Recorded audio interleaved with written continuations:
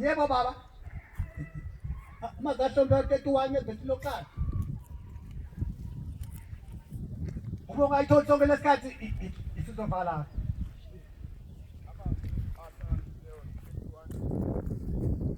Ikhuluma ngotshwala ingane yakwethu. Ikhuluma ngotshwala.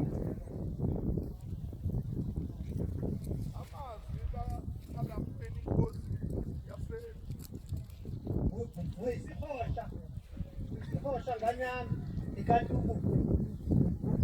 wenzakala futhi uyagunda ngesabatha nathi ikhanda ilimhlophe lithekwa. Yabona ukuthi wenzakala umntakwethu.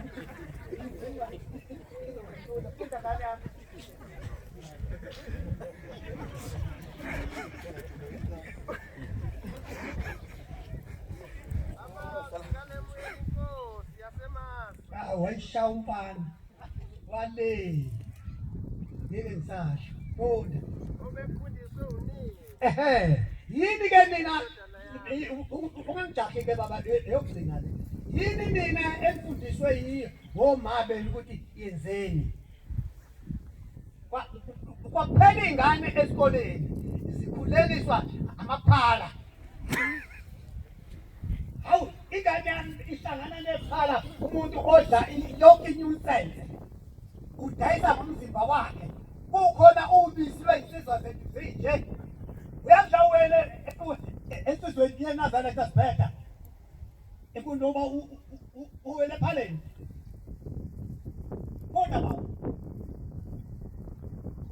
yini ndodana yami yini ndodana yenzalo yami yebo yintoni ndodana yesifungo sami na unganiki amandla akhe esifazaneni unganika amandla akhe esifazaneni nawe wena osuganile mhlawumbe ushayela abafazi babantu isayini kanibona okwenza amahlabo futhi owasha abafazi babantu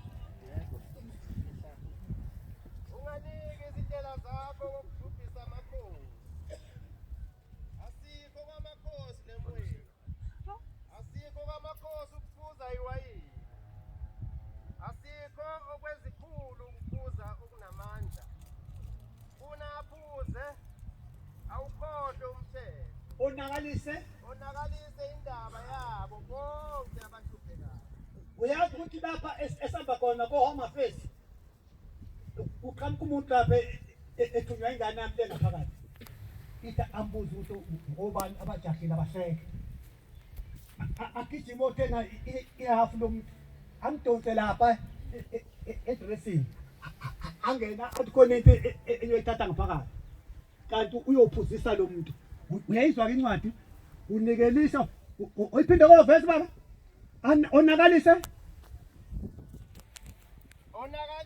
indaba yabo bonke abahluphekayo kukhona abantu abalalela ngokuzofuna imfuno zabo